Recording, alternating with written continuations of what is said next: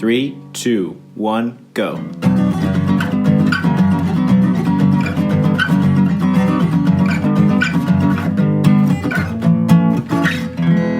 Welcome to Grounds After Rounds. So it's funny, Jack, I've seen more of your family than I have you or Eric lately, just running and walking the dogs. Well, we try to get those little knuckleheads 2 to 3 walks a day, and the boys are on a schedule. They're supposed to be on a schedule, but it ends up being more fight than it's worth. Yeah, can be. We've been lucky with Austin. His daycare is open for essential employees, which Jody is, and the state pays for it. So that's a good financial ease and schedule. The problem is not really school anymore. I think that they would just play. They don't really do any training or learning exercises. Because before I'd ask them, hey, what'd you do in school? Oh, we did alphabets and vowels and whatever. And now it's just like, oh, I hung out with Tiffany and Cam. Like, all right, well, better than nothing. But at the same time, evenings and on weekends, we brought home like some books and we practice. He's like, what's this say? He's always bringing us stuff. What's this say? It's like, all right, well, let's go through. What's that letter? And he kind of giggles because he's excited about it. That's A. Okay, that's N. Yeah. So we just go through that way. But we're very good teachers by any means. It's like teaching's an actual skill set that somebody has to learn and practice. You know, I think it is. I've been told that I'm a good teacher when I have to be. And I think it's inherent to the job I do, where I have to break down complicated things and engineering principles and dumb it down, but not insult anybody at the same time. Right. And you have to make it interesting. Like I was the go-to guy at my old company when the marketing guy would want to do they call it like a lunch and learn. So we buy a law firm lunch and we sit there and babble in our suits in front of him for a half an hour. And he kept looking at me, and then I figured out why. It's because I'm not an engineer. Because engineers are usually just very technical and this is the way it is, and frankly not very socially adept a lot of times. I like to think I am, but so that's a good I like to think I'm a good teacher. I can make things fun. I've been told I should coach. I don't know if I can handle that. At least not the 9:30 club, but people are so needy when you coach. Oh wait, shit, this is recording. Oh, damn it. Whoops. What's funny you talk about like how you're good at teaching, good at explaining things. And I was just thinking the other day about when we had Chad on last week, and Chad is really good at Chad's really smart and he's really good at explaining things. And I was telling someone about like he can get really scientific-y and nerdy on things as we nerd out on CrossFit and whatever. But I said he's so good, and I said he's not dumbing it down. He's just really good at explaining it for someone who doesn't totally speak that language. And someone said to me like, "No, Eric, he dumbed it down for you." And I was like, "It's like, no, Eric, you're dumb." I was like, "Oh." Chad's got to dumb it down for everybody. Don't feel offended. But it doesn't feel like he's dumbing it down, which is a good. It's not like he starts talking slower, like, okay, so this goes here, and then the other part goes over here, and then so anyway, that's how that rolls. If he did talk like that, I don't think he'd be as popular and people would like him as much as they do. That podcast would have been like, yeah, that was really annoying. It's like, wow, Chad, that was great. So next week on Grounds After Rounds, somebody that doesn't put us to sleep. Yeah, so, you do have to kill it for your audiences. I've noticed that, at least in my arenas. But I haven't listened to Chad's podcast from last week, but I'll look forward to it today. I got to do some driving around and whatnot. But I envy teachers more so now that I have a kid of my own. I know it's a hard job, appreciated, but man, yeah. I was reading, and then when Anne Arundel County Schools went to the online stuff, and basically they were like, so they're going to go from 8 to 11, and then 1 to 3 or 1 to 4, so 2 3-hour blocks. And somebody asked like, well, why the break from 11 to 1? I was like, well, for all the teachers who have kids, those are the 2 hours in the day where they'll be able to like take care of their kids. And I was like, are you fucking kidding? Like that's your workaround for childcare? Well, it was sort of this completely sort of uninspired or unexamined idea of like, these teachers are basically going to be babysitting their kid, and they've figured it out. Like Yeah. the asynchronousness of the classes has, I think, figured into the equation of how to make this work. But yeah, it's We I can don't go know. down this rabbit hole, but I personally feel Yeah. like they should have just, I don't know. I think they should have waited it out like everyone else. I mean, you hear about all these people that even despite all well, didn't they go from a classes are pass fail? And then wasn't there a vote that said now they are going back to like, it was like a 5-4 vote going back to a grading system. I'm not There sure. are people that I saw the thing about, we were talking about it yesterday, low income families get free internet through through however long so that they have access. I don't know what school, but I don't know for what level or what grades, but 150 Chromebooks were bought for families that don't have a computer. You get one computer per family. But they still didn't have a way for the parents to come get the computer. So someone had to get the computers to other people. But now you have a household that may have 3 kids in 3 different grades, but there's only one computer. And it's this whole mess that I think I appreciate the effort to try to get it done. But I think it was kind of like a knee-jerk reaction. Like, we have to get these kids in school, when really I think, I don't know. Jack, you're an academic. I don't know how you feel, but I feel like school should have just been kind of left and just said, hey, maybe this is a great opportunity for kids to figure something else out. Like, I love the idea of, and Ellie was kind of, Ellie, and we were talking about it even in our meeting last week, like what a great opportunity for kids to find something that they really enjoy and maybe take this time to teach themselves something or learn about something that maybe you don't learn about in school. Like maybe you learn how to build a shed or fry an egg or. Yeah, but who manages that? Well, I don't know, and I said, but so you're throwing in the school, and now it's this assumption that the parents are around to help, but a lot of parents are still working, and so Right. If it's this kind of like, if anything, maybe the kids go play, maybe it's an independent learning situation where they teach themselves something.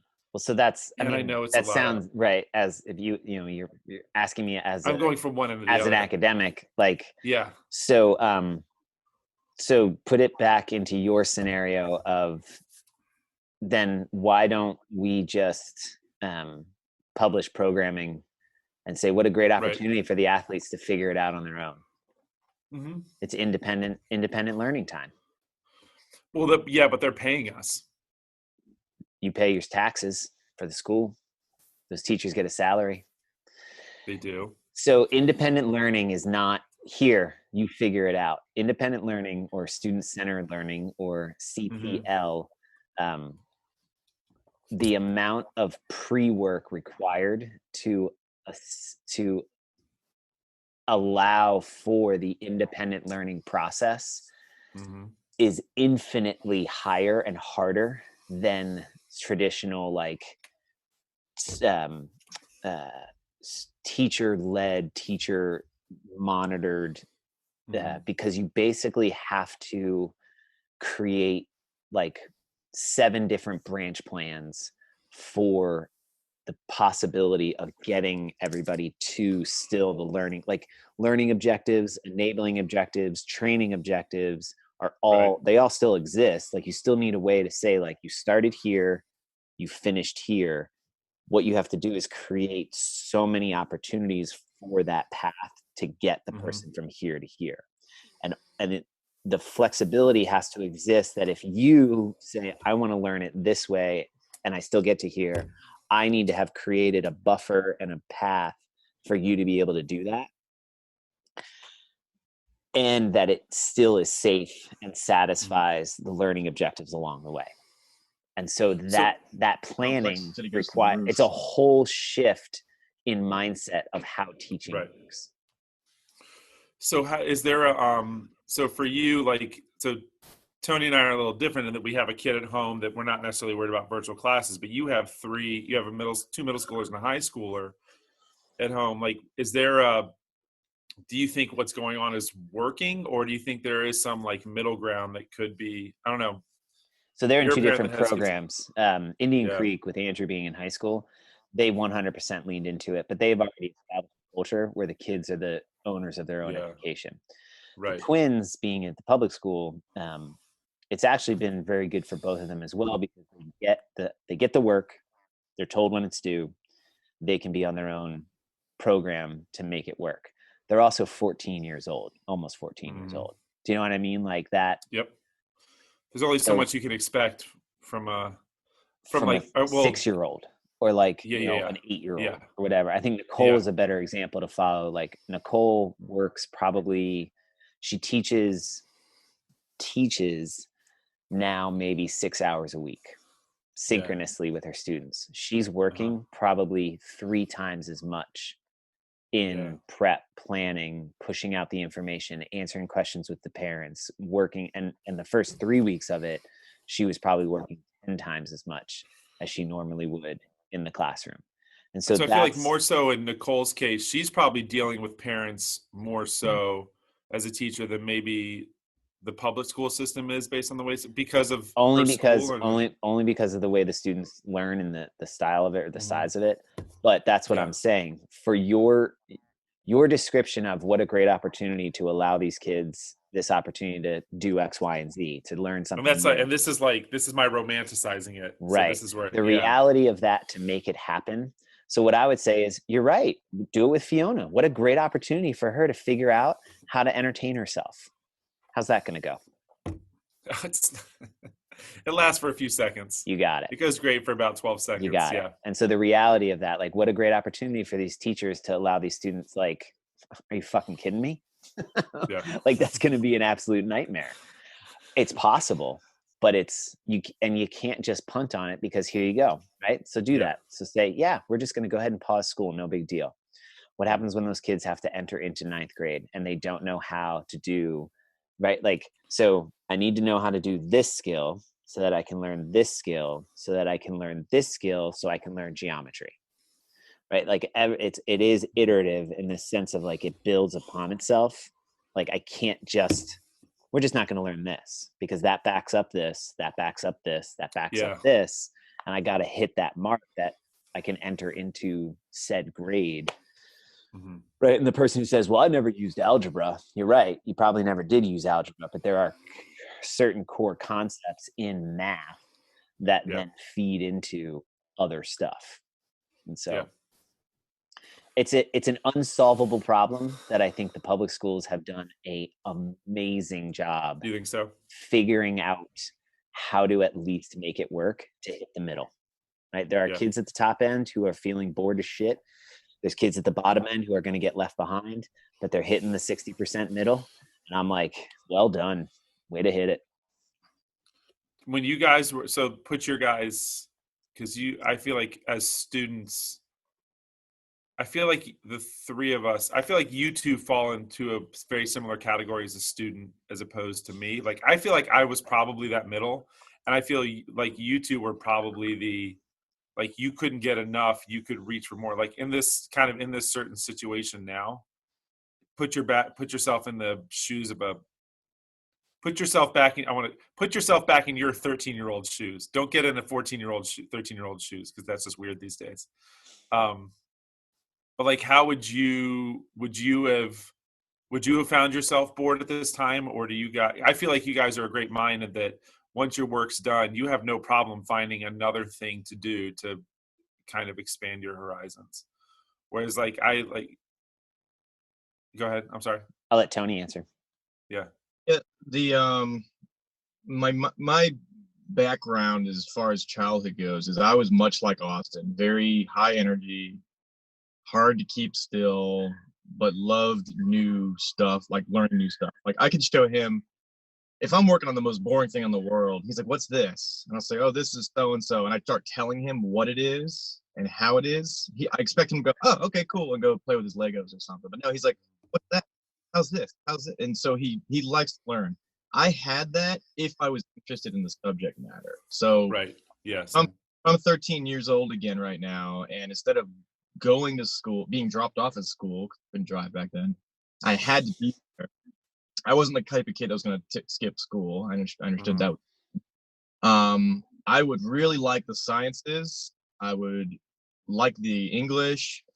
I went to a Catholic school. The religion stuff, it's kind of all cookie cutter. I would, but I already kind of got it. Were you at St. Mary's? You grew up in the St. Mary's, yeah. Yep. I would definitely skimp out on history, and I don't know what else did I not like. Oddly enough, I didn't like math. Math was not my friend growing up. That surprised me. It was surprising because when in Yeah. years when you have to start thinking about a major in college, what do? And I'm like, well, I don't know. I'm really good at fixing stuff. I guess looking at engineering. And then I'm like, oh wait, math. Yeah, but you know what's interesting? Wait. Most engineers don't actually like math as like a subject because it's not right. It's so theoretical and not applicable. Or not. That's a bet. I'm going to get punched in the face by any mathematicians. But right, like it becomes less functional. Whereas like math and engineering sense is just the ride to work. It's just the thing you need to use to figure out and model the real world around you. Yeah, to compound on that, I fully agree. There's a difference, at least the way my brain's wired is in my freshman year, I had a tough time with whatever math classes I had. I forget what it was. But then in my beginning of my sophomore year, realized the moment I was going to love engineering in that math had been just purely theoretical up until then became concrete. So there's abstract and concrete, the way I describe it.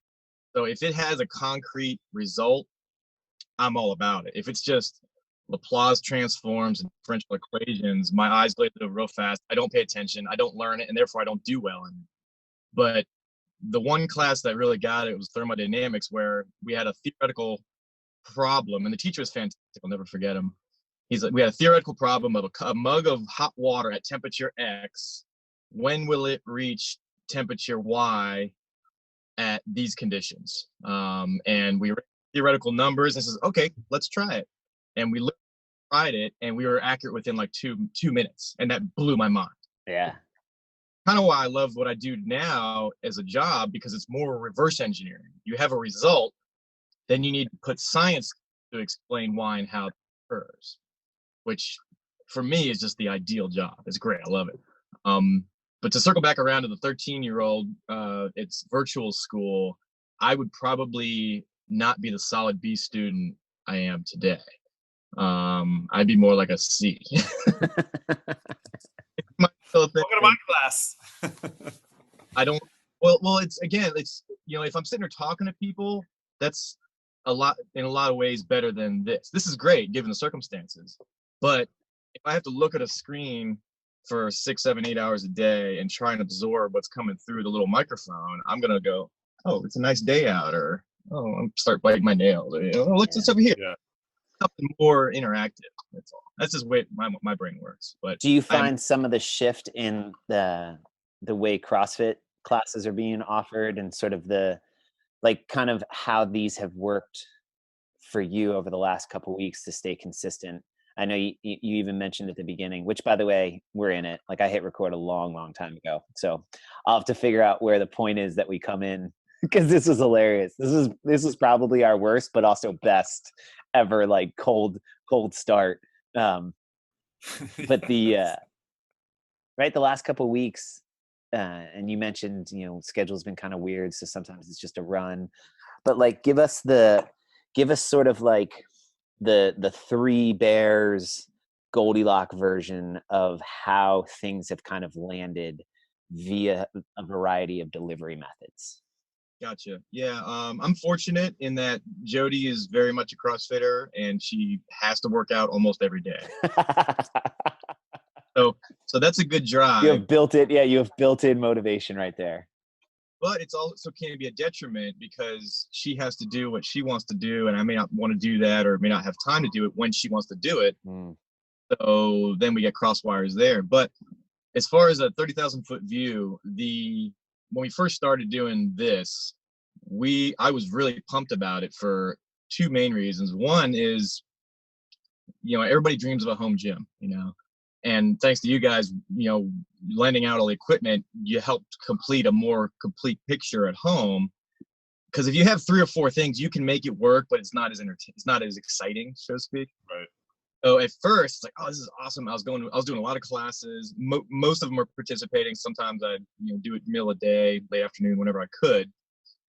Lately, it's not that it's gotten dull. I've just had more on my plate, so I'm prioritizing that more.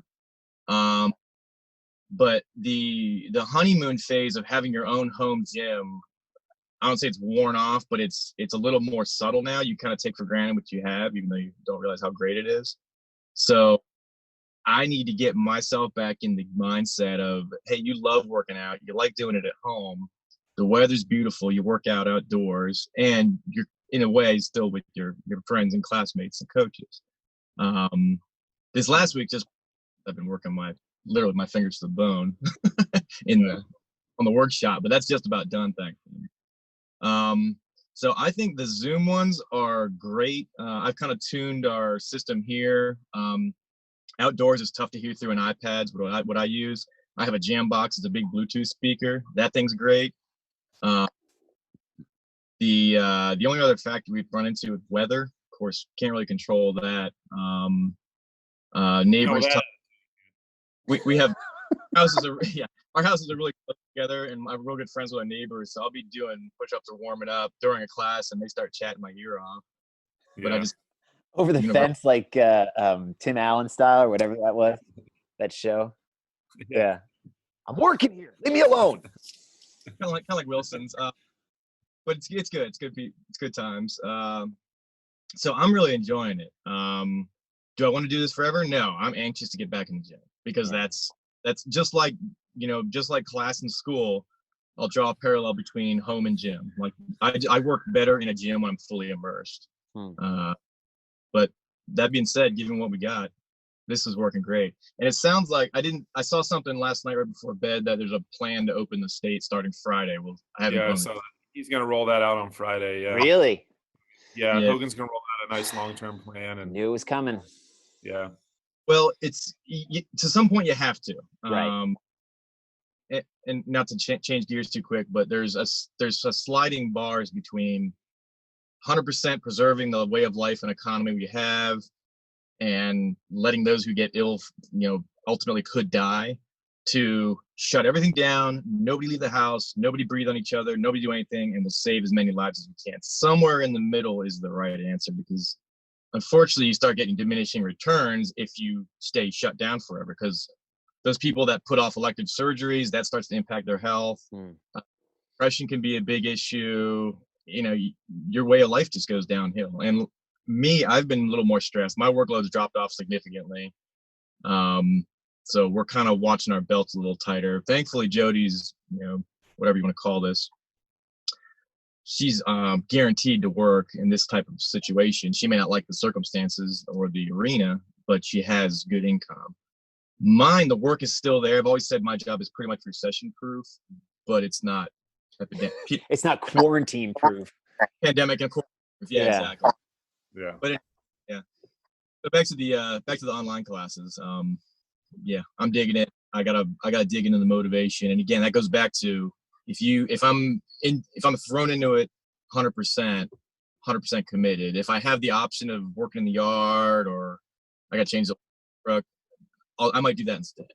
Did you see like a similarity almost like in your own, kind of lifetime CrossFit experience or journey of where it sort of ebbs and flows and you kind of start to find the thing? I mean, basically to me, it sounds like the fact that you've weathered similar like obstacles and distractions, that you were able to make this assessment so quickly and so accurately because of that.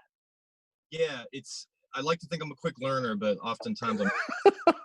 Well, you're an engineer. You're not supposed to be a quick learner. Yeah. So I think that I've recognized a lot of my own and characteristics, and so I'm quicker to go, oh, okay, I get it. But I've gone over. It's been almost 10 years now since I first started. I started at CrossFit in Annapolis. back in 2000. They opened in 9. They opened in April, March of 2009. I was like within a year of that, so I think it was early 2010, March. It was around my birthday. I remember that. And I don't remember. Did you guys cross paths at Annapolis, or was it you were coming in, you going out? I was there. I started there in before their 2-year anniversary. So I was, or no, you know what? They started in 10 because we were there, or maybe it was, I don't know. I got there in fall of 11. I did something with them. Nicole was going as an athlete. And then I started coaching in the spring of 12, like early spring of 12. I started coaching the foundations classes and then picked up the morning classes when John Klessinger left. Yeah, Jack, I think I was there. I left just before you rolled in. I don't recall meeting you there. Maybe we did. I don't know. Yeah. But I was only there for about a year or so. It wasn't really catered to what I was looking for, frankly. And then about a year later, when Ellen opened Old Bay, I joined there. I think it was May or something like that of 2013. 13, yeah. I think it was. And she didn't actually open until almost October, November of 13. Right. Yeah. And then I was there, stayed through the transition to TrueCore. And then whenever it was, October, I guess, of last year, moved in over with you guys. So found that, and it's funny because somebody made the comment the other day, they're like, oh, geez, like, you've been all over the place. Like, and it's always like, oh, what happened? What happened in the old places? Like, what went wrong? I'm like, well, nothing wrong at all. Wrong. You know? One just wasn't catered to me. You know, I'm not an elite athlete. Far from it. The other, they just changed ownership, so that was inertia. I just stayed in the same location. The third one was, I think I'd been there doing the same sort of thing. I just needed change. Again, engineer brain never sits still. Right. So I had to wrangle the bag of cats and determine, well, am I over CrossFit or am I just over this location and this programming and whatever. Right. Thankfully, the latter was the answer. Because, you know, here I am and I'm digging it. Yeah. You know what's kind of cool? Like, even in this conversation, as you say it opens my eyes too of like, okay, so if I'm in the business of being of service to you, moving forward, realizing you're the type of person who likes the opportunity. Let's say, like, you know, there's an offering where you can do 80% of your workouts at home and still have the option of coming in when you want to. And then that gets old and you want to transition back to mostly in the gym, some at home. And then you want to transition, right? Like that ability to kind of ebb and flow between, because in the end, as you just said, you're starting to come to the awareness that it's not CrossFit. You get bored with how the meal or how the service is delivered.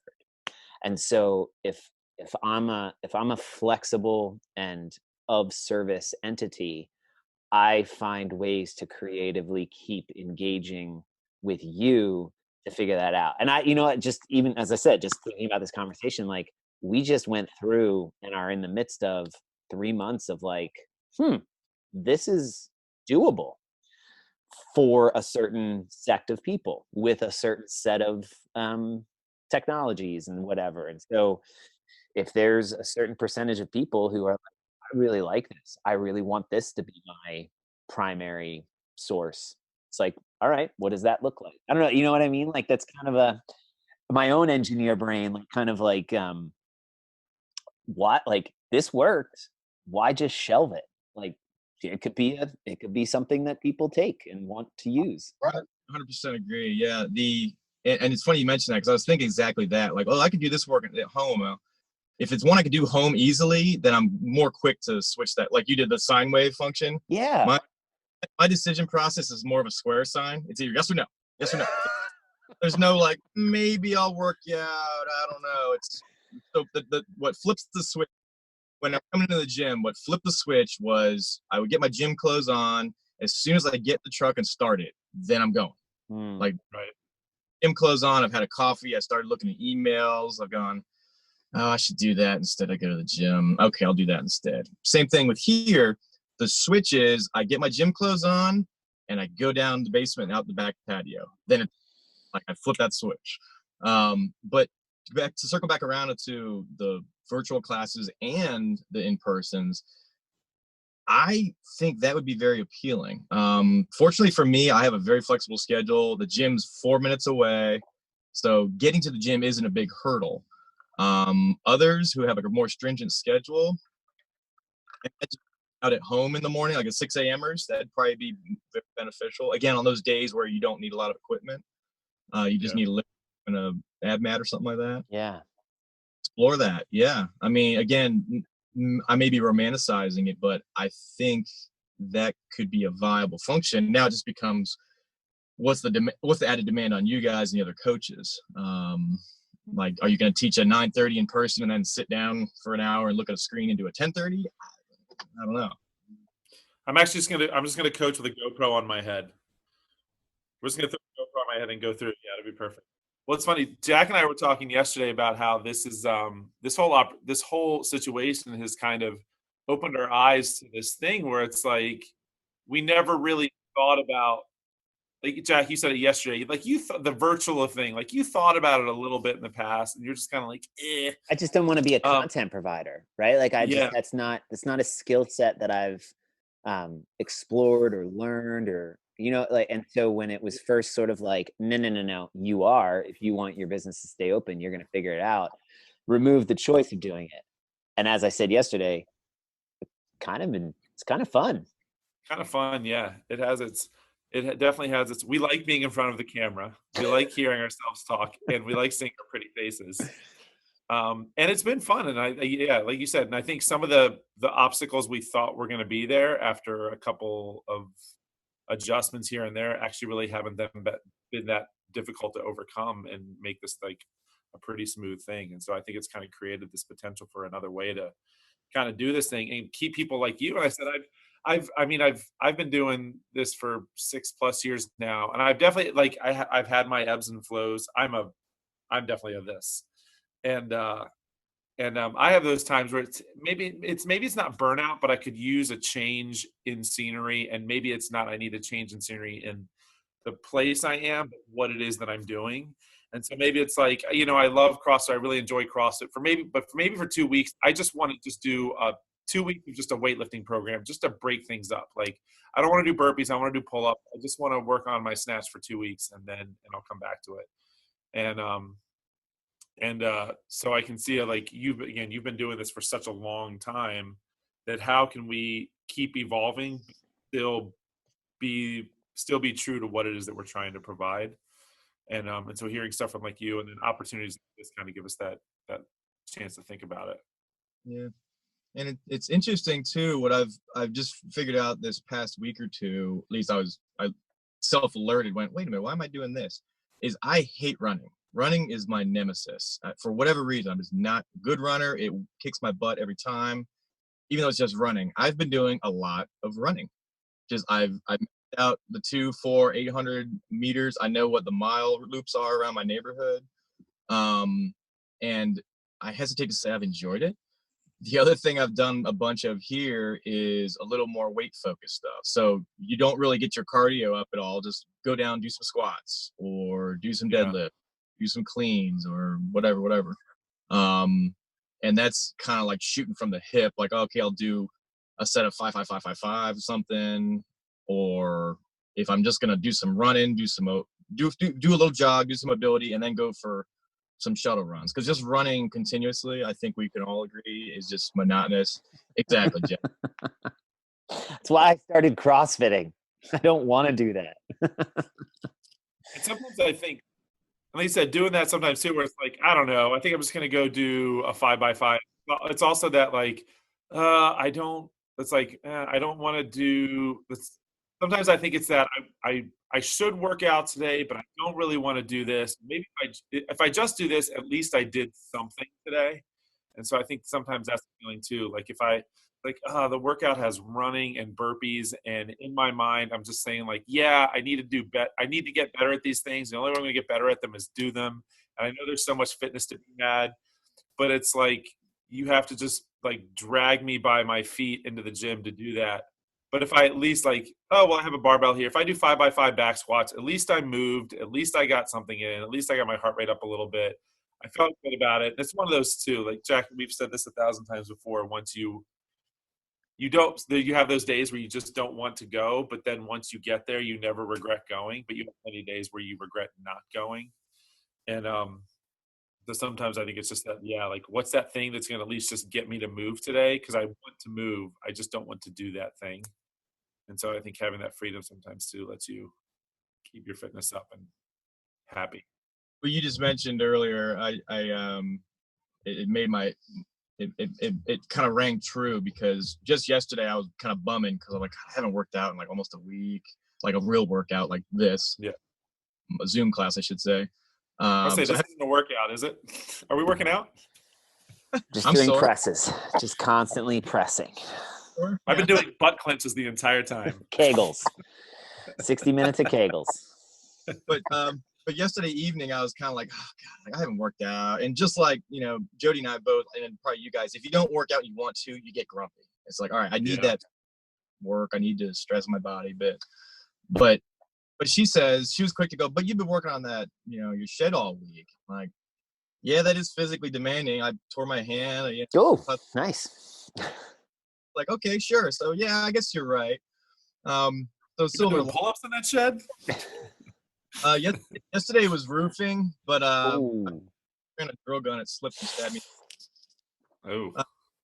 But what was I going to talk about? Oh, I just had a thought. Sorry. Week off, not working. Off, not working. Redefining what is working. Yes. Okay. So work versus relaxation. If you're home, don't have any work to do, you already worked out, nobody else is there, family's gone for whatever reason, what do you do to relax? Most people say, well, I'll sit down and watch some TV. I hate TV. I cannot stand it. I'll watch an hour or two of some fun show, usually educational. But other than that, if I'm home and I have downtime, my relaxation is doing something physical, either working in the yard, working on vehicles, fixing up the house, something like that. Even community projects. A couple months ago, I put 3 tons of gravel down where we're getting some erosion by our community pier. Just for the hell. Yeah, I mean that's my relaxation. Everybody thinks I'm crazy. On the side is I haven't read a book in probably 5 years, but I can't sit still. It takes me 5 years to read a book. Yeah. Well, I have one that's about backpacking all over the world, and I'm going on, I think, year 2 of reading that book. Nice. It's going to take you as long to read the book as it is to backpack around the world. I could have wrote the book. Yeah. What's it? Is it Vagabonding by Rolf Haas? I've read that one. That one's great. No, this one's called On Trails. I think it's called On Trail or On Path. Entrails? Not trails. No, on trails. I think it's On Trails. I forget the author's name, but it's a little slow, which is another reason. But no, Vagabond's great. Tangent. Walk in the Woods is hilarious. I read one about the John Muir Trail, which really got me interested in doing that someday. And that's in the Sierra Nevadas. I read one recently. It's kind of related. It's called Last Season. It's about a park ranger. I think it's Sierra Nevadas. And basically he goes missing, and the whole book is about his life. It jumps between like, here's his childhood, here's current events. Like, all right, he's missing. He's supposed to report. Yeah. Now it's his teenage years. Now it's like, all right, now we're organizing search parties. Now it's adult. He gets married, gets divorced. So it goes back and forth. And in the end, those two lines merge. Excellent book. It's sad, very, what's the word I'm looking for? I don't say honorable. The guy lived a life the way he wanted to. I'm not going to spoil the book, but it's great if you like that kind of stuff. What was it called? Last Season. Last Season. Cool. Yeah. Oh, that has a lot of that suggests it's not a happy ending. Well, again, you not to ruin it, but you kind of know how it ends. But the way it ends, it's kind of like, okay, that's a good death. that's a good way to leave the world that you Gotcha. loved. But yeah, books. Geez, I remember books. I need to do books on audio I'm because assuming it was. Yeah. I Go ahead. listen to anywhere from 10 to 20 hours of podcasts a week. Like, Yeah, that's what I Yeah. switched over to a long time ago. I'd walk the dogs, or if I'm in the car, kind of ebb and flow between. I'm off podcasts a little bit, as we say that recording a podcast. Yeah, except for this one, I always listen to this one, and Beast Feast. I always listen to Beast Feast. Beast. But the Available on iTunes, Spotify, and YouTube. but I do. I like the books. Half hour, 45 minutes at a pop. You knock out 400 or 500 page book in about 3 weeks, which oddly enough is how long you can check them out from the library for free. what do you use? Audible or?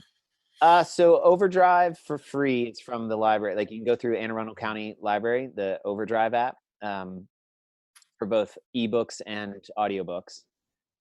And then, but then I pay, $15 a month for Audible subscription, and I'll do about 2 books a month through them as well. So yeah, I'm more of the other end of that spectrum. I'm probably consuming anywhere between 3 to 5 books a month.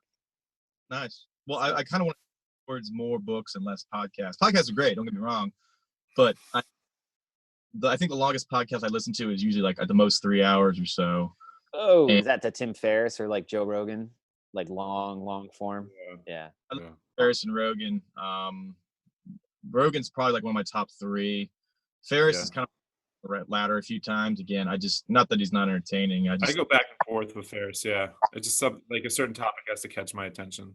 Yeah, and the good news is this one's usually only an hour or so. So we try to keep it right, because class is an hour. The podcast should be about an hour. Though they've gone long on these Keeping Up with the Creek. It's like you guys are really interesting to talk to or something. Or could it be? I don't know. Yeah. It's not like anyone has anything else to do. Yeah, but Audible, I'm gonna check Audible out. I think if it's, $15 is nothing. Right, because if you get $15, you get a credit every month, and most of the books cost anywhere between $18 to $22 if you were to get it. And so for me, that makes sense, because I'm saving $3, and if every now and then I'll go a month and I don't read the whole book, I don't finish it. Now you have 2 credits backed up, or 3 credits backed up, and then they give you deals where you could buy like 2 or 3 extra credits for like $5. So basically you just bought 3 books for $5, if that's the way you look at it. And they have some free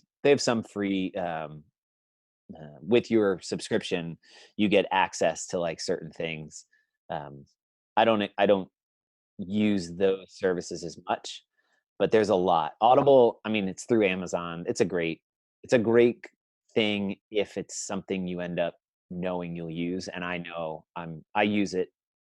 So a lot of times what I use it for is if we're reading something. So we just read War and Peace this last semester for the class I teach at the Naval Academy still.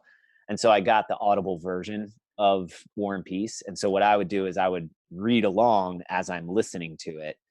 And then sometimes I would just listen to it while I'm walking the dogs or whatever, because otherwise I would have never finished that book. I was going to say, how long is the audio book? It's 6 to 8 hour sections. 68 hour sections? So it's about 68 hours. It's 6 to 8 hour chunks broken apart.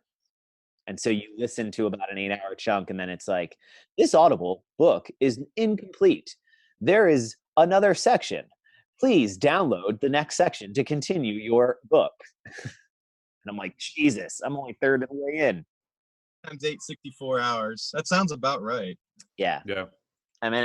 The book itself, if you look at it, like, this is it, right? And it's pretty thick. We're looking at 1,300 plus, 1,200 plus pages. So is that even double spaced? No.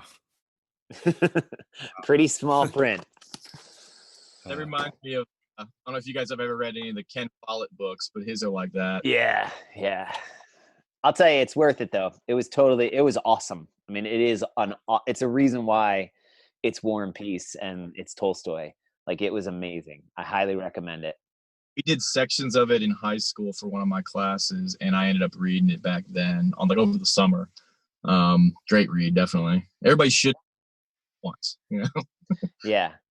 But I this, no, go ahead. Go ahead, Eric.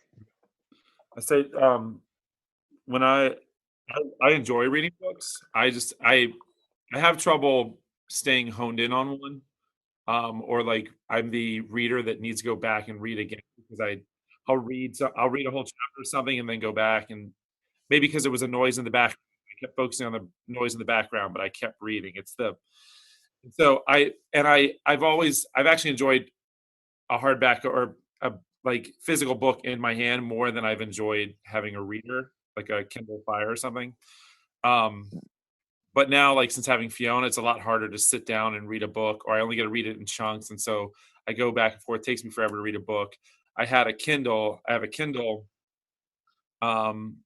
but I just didn't like.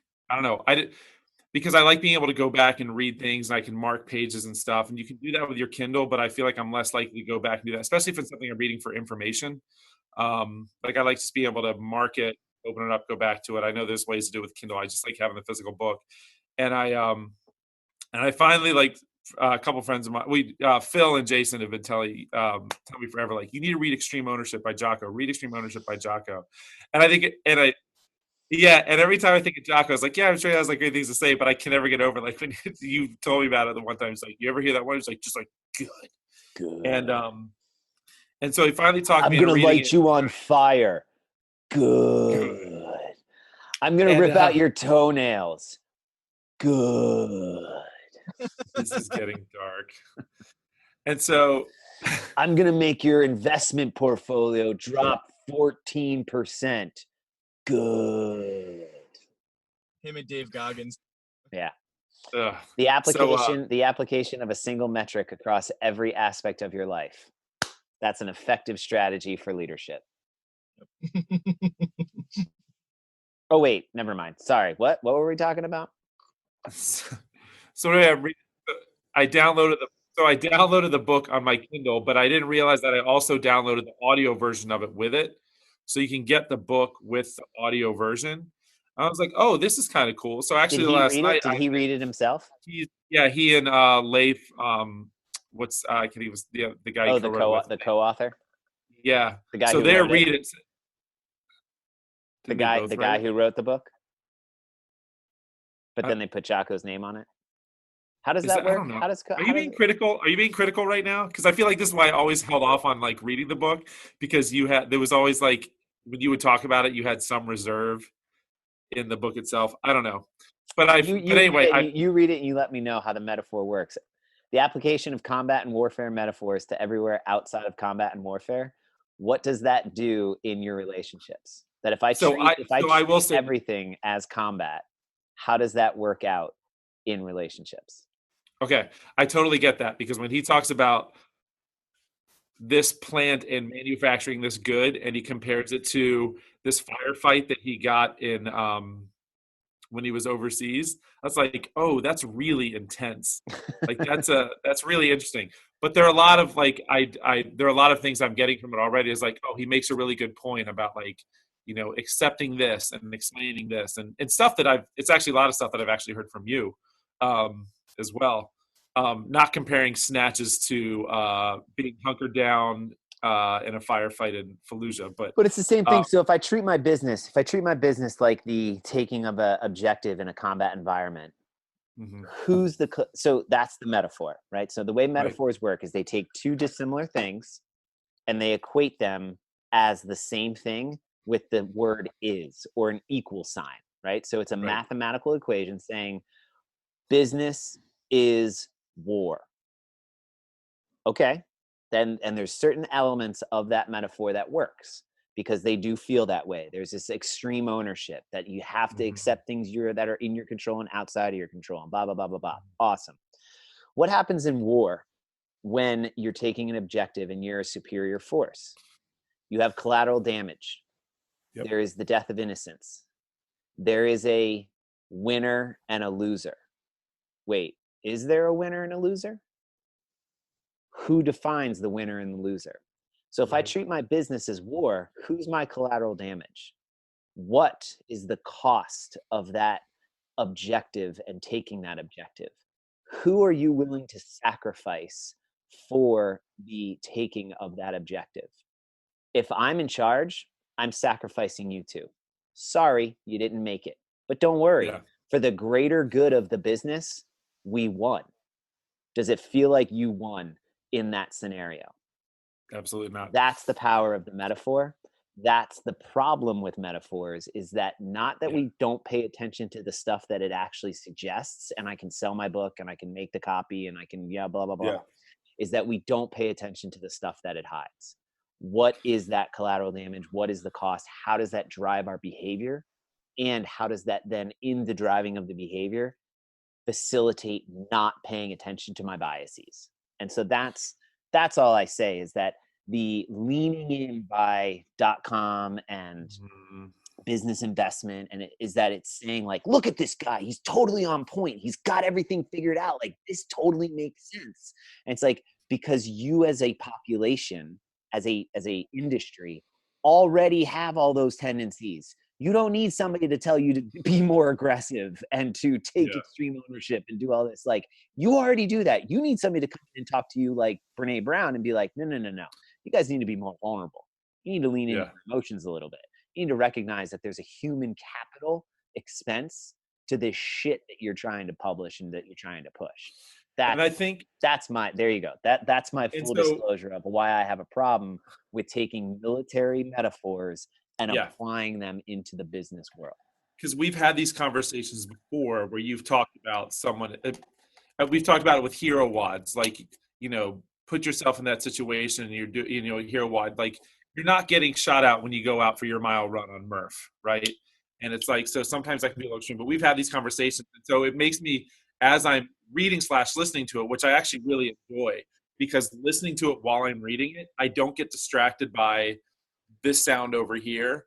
And I'm actually like, I feel like I am like retaining more as I read it while listening at the same time. And it's the cost of if I were to buy it in hardback or paperback anyway. Yeah. So for the cost for me, it's great. But with the book itself, because of the conversations you and I have had, I do feel like that I'm able to read this book because I've had like Jason and Phil love Jocko and they think this book is amazing and blah blah blah blah blah blah blah. And then where I've had the conversations with you about, here's what's funny about comparing business to war, and I use that term funny very loosely, and I'm able to read that book. I'm able to read / listen to that book with both those voices in my ear saying there are some good lessons to take from this to an extent, but also like I don't want to sacrifice Jack's life to get 5 more members in the gym. So, or even more like, all right, fine, you're going on deployment, right? We're for the next 3 weeks, you don't get to see Meg or Fiona. Like, you gotta, if it's extreme Yeah. ownership, the business comes first. The Yeah. job comes first. Right? Yeah. The balance is an illusion when it comes to applying that mindset. And that's right. And in certain situations, in certain contexts, that's a true and necessary state. Yeah. But not when it's not when it's a business, or anyway, whatever. And this is where it falls apart. And so Yeah. all that to say, and I made the snide comment, Commander Willick, United States Navy, retired. I have no business nor ability or right in. He has all the chops he needs to publish a book. Yeah. What he doesn't have is probably writing chops, and he knew that, and so he got a writer to help him craft. He knew he had a story, he knew he had a message, and he had a narrative he wanted to sell and get out there. So he got help, and he got somebody to help him write it. And so that's the co-author. And so the simple fact is, I'm sure, and he has a great voice for listening to audiobooks. right? And he tells a damn good story, and he's a hell of a freaking presence, and he's electric. Like, he's in a clear, like, you don't get to what he did and why he is successful without that. And so good on him finding somebody who can put that shit together into a coherent narrative that sells copies and is a New York Times bestseller. I joke though of like the 2 authors. One was the author Yeah. One is the personality who had the story. And so that's how co-author, from my experience and talking to people, that's how co-authoring works. But it's the same thing any partnership, right? One person's good at one thing, one person's good at the other thing. You find ways to make each other better at it. The co-author found a way to make this guy's story really freaking good. And I'm sure he said, I want it to flow this way. Well, that's what the author brings into it. So anyway, there you go. I'm backtracking. I don't want to get my ass kicked by, the monster of a man, Jocko Willink. Plus, who the hell am I, right? Like, I don't have a book.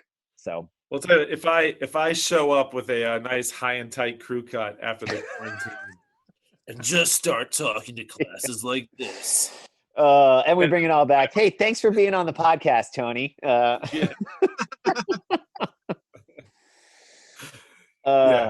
So I got a question. I do have a question. I wrote it down, and I'll come back to it. So what do you see different in like your own industry and business and stuff, right? Like extrapolate this out.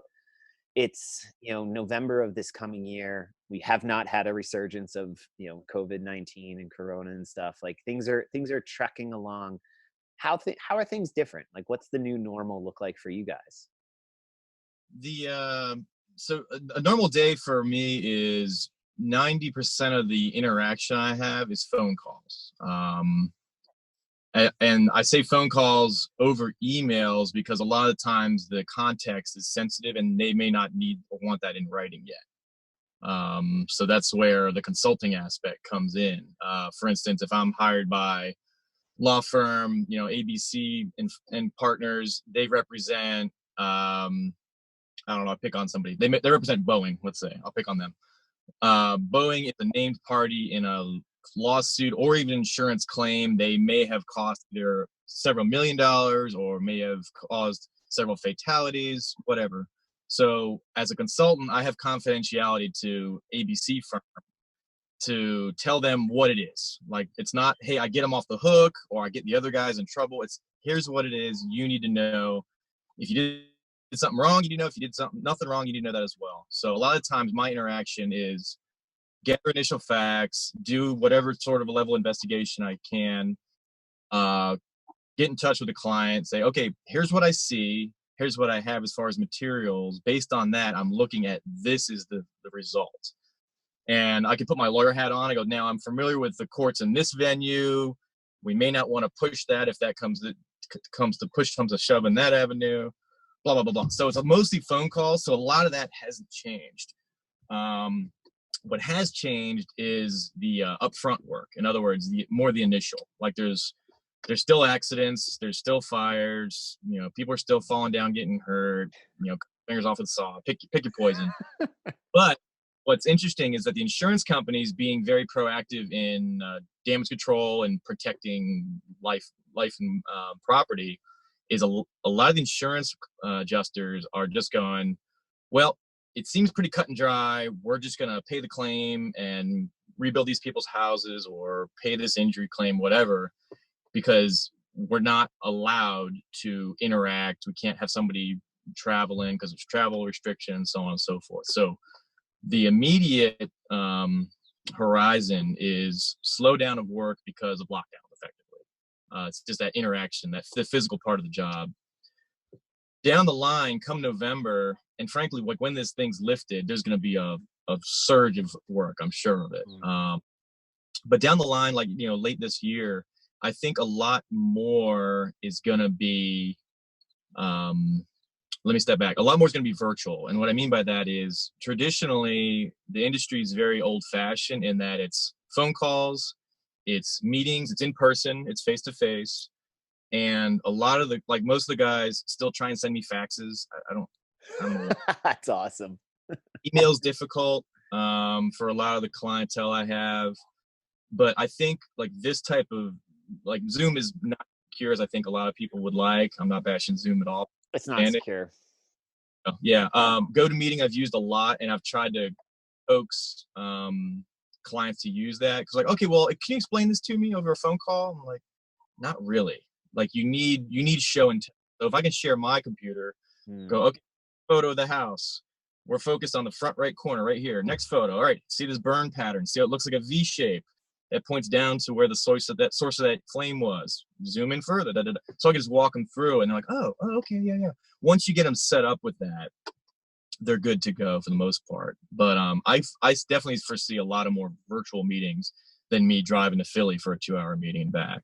Yeah. Definitely. As far as other than that,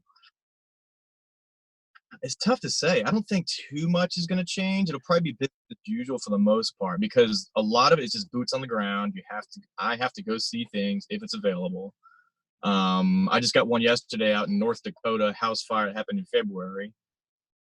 They have everybody lined up. It's just a matter of, well, okay, when can everybody get there without risking, imprisonment or potential infection and severe illness. So in 2009, a decade ago, I worked for a commanding officer, and this was the time when the units I work for, the explosive ordnance disposal mobile units, were deploying as headquarter elements from the states to represent or support Army and Marine Corps units as their in-country counter IED assets.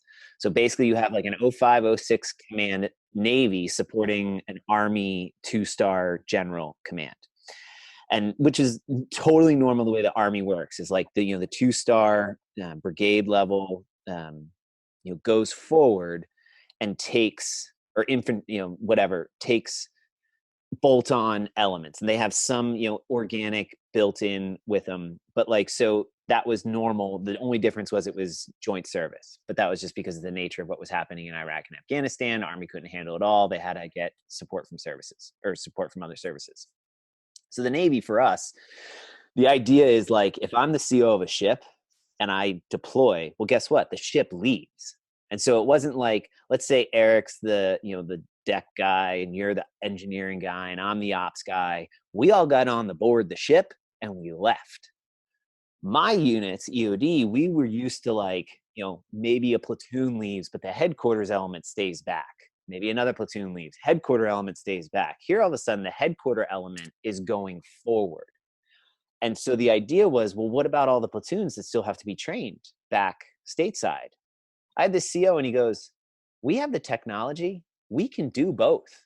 We can deploy and still run the command back in the States. I'm just going to leave my training element back and I'll go forward with most of the headquarters element, and we'll do our forward deployed stuff.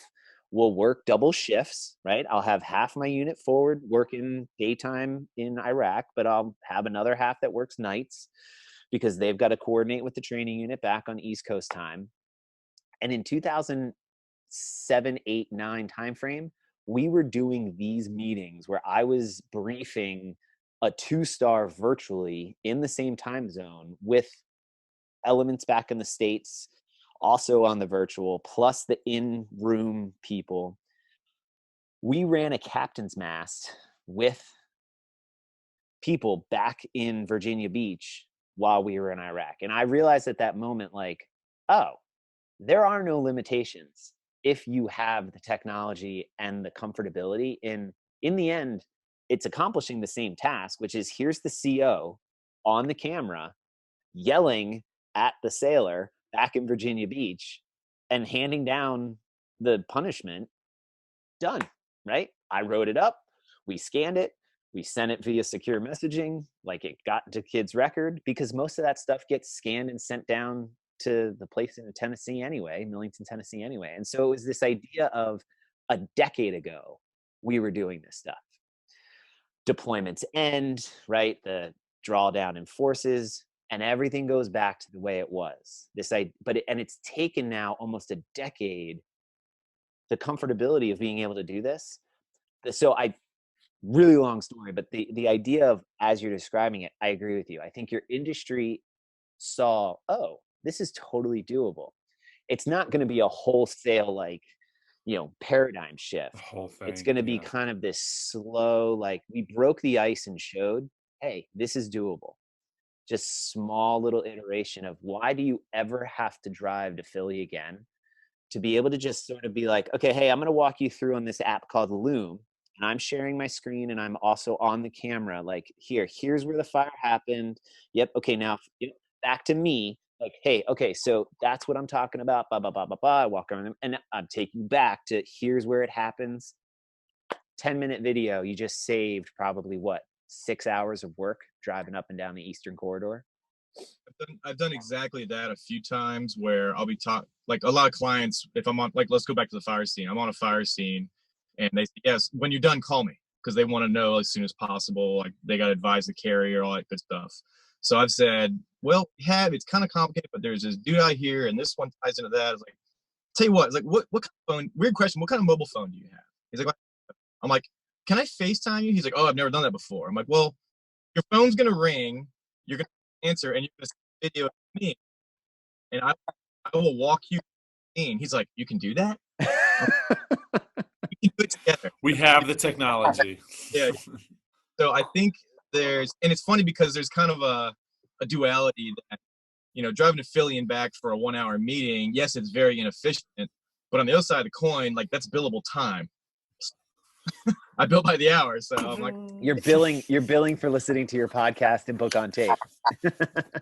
Yeah.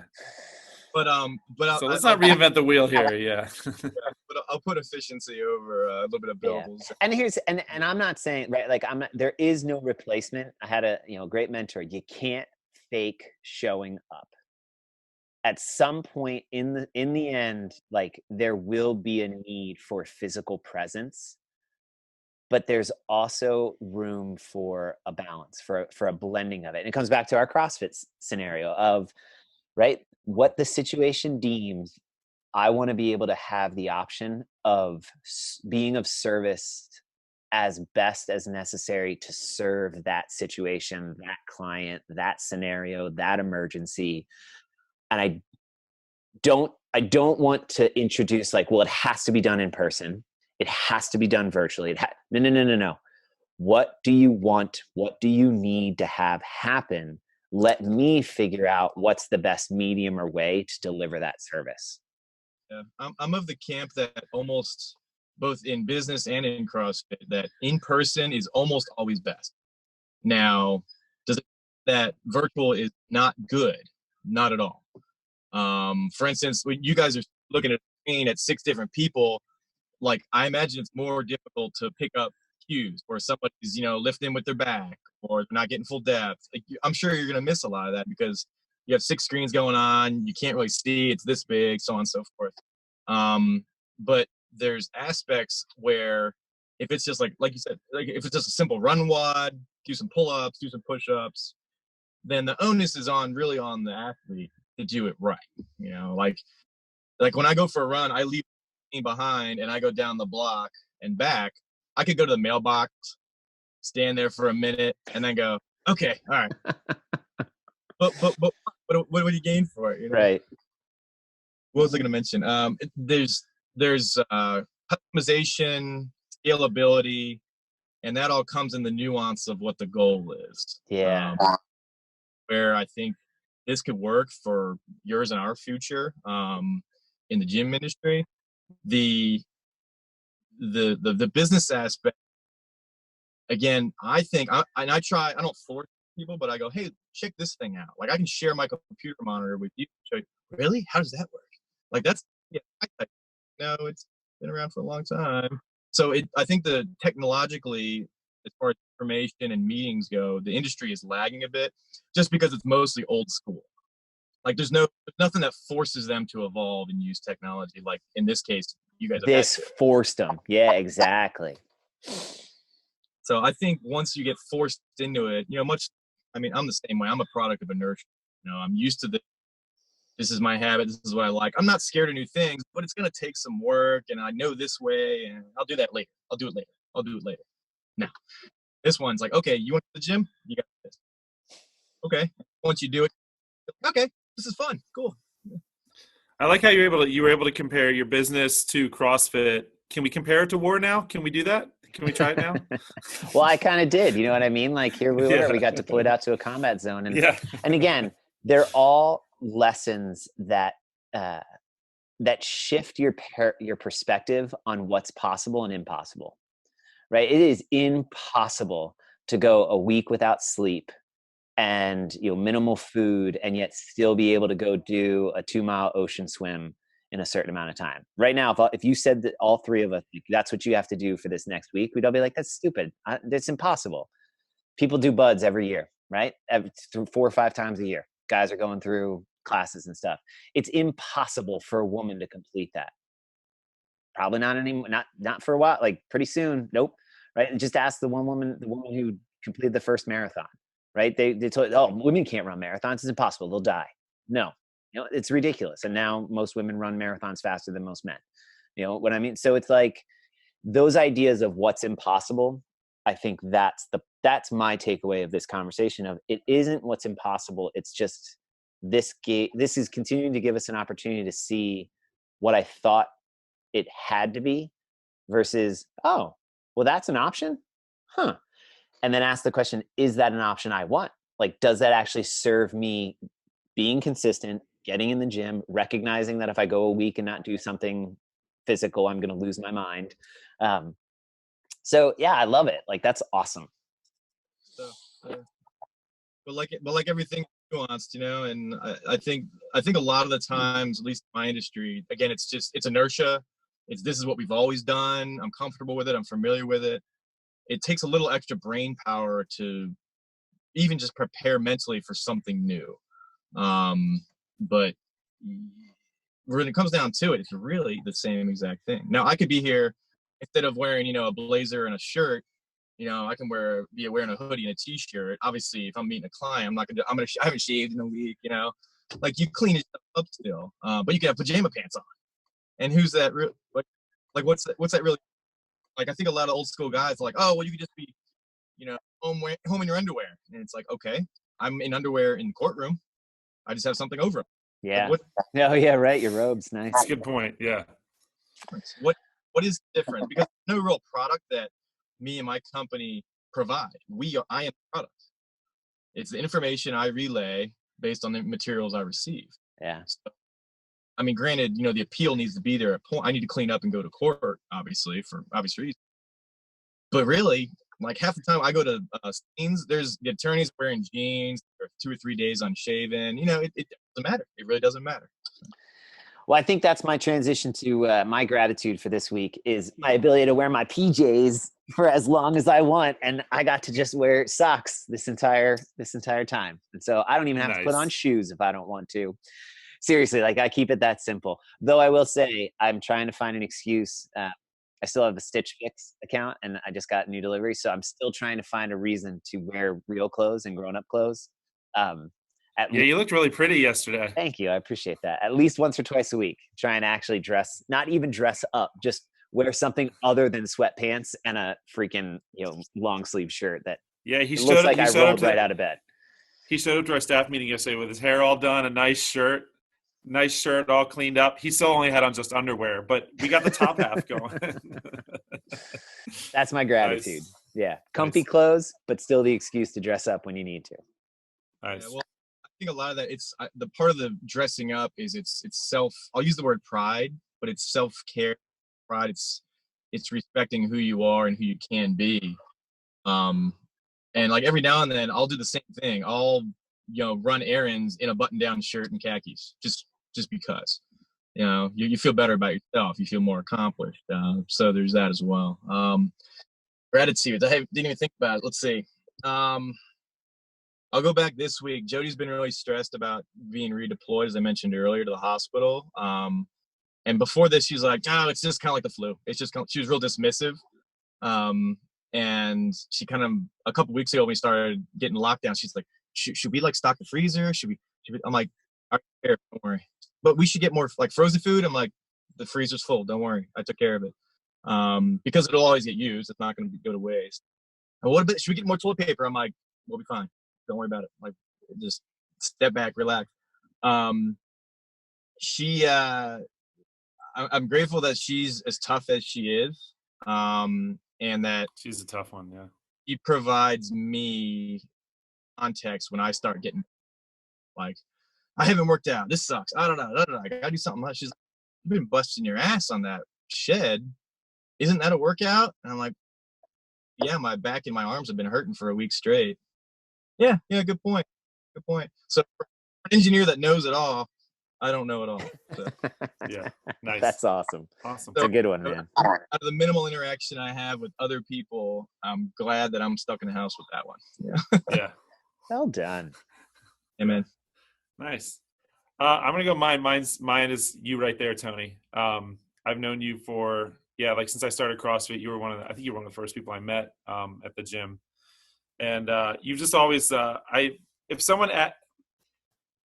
think I've said it to people numerous times. Like when I am describing Tony to somebody, I say Tony is the type of guy that will give you the shirt off his back, and if he's not wearing a shirt, he will find you a shirt or he will figure out how to make you a shirt. And it's like you've always been that dude. You've always been someone you can talk to. You've always been someone that we were out on the boat a few weeks ago before we weren't allowed to be, and it was cool, like going back and forth with you. And it was just like, it was great to have someone. It wasn't so much venting, but we had a great conversation where it was just kind of like talk, listen. And you always have something good to say. And I don't know, you're just an awesome dude. And it's funny. I feel like since I started CrossFit, these people that I had that were friends of mine, I have kind of distanced myself to because I don't think we had similar values. Or at least my values changed. And I think it's because of the people you surround yourself with CrossFit. And you're one of those people that I realize, like, I think I have values. I like these values much better. Guys like you, Jack, guys like you, Tony. And I like the person I've become because of people like you guys that I've been around as a person, as a dad, as a husband, as a handsome looking man. So you guys, awesome. So cool. Well, that was very nice, That's it. Eric. That was very nice. Awesome. Yeah, I'm done. You mentioned the venting. There's just bitching, which in other words, I learned this 10 years ago, and my life prior to 10 years ago was completely different. We can go down that rabbit hole another time.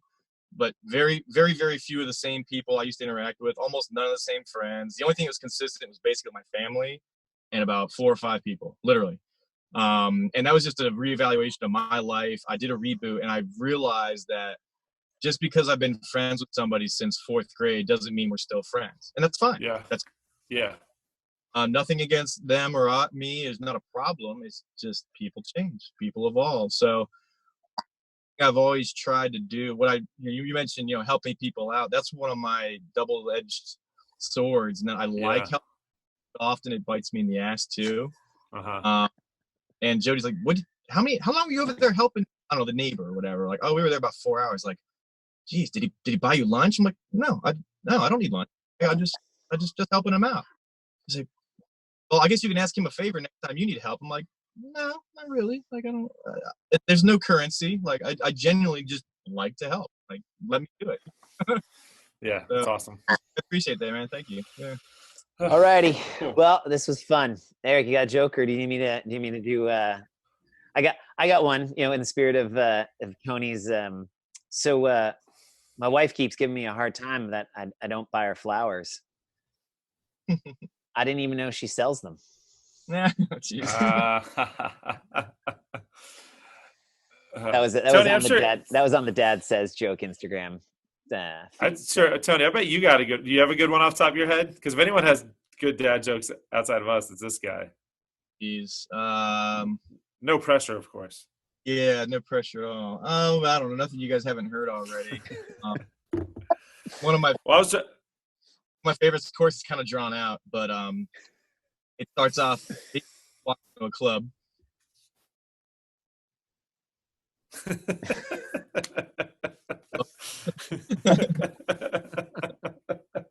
That is a good one. Boom. It's like the it's like the dyslexic. One of the dad ones. What starts with T ends with T and is full of T. Yeah. T. Oh yeah, that was a go-to yesterday. All right, land the plane, Eric. What do you got? I tell you about the dyslexic man that walked into a bra. Boom. Awesome. All right, party people. All right, kids. All right, dads. Yeah, well done. This was fun.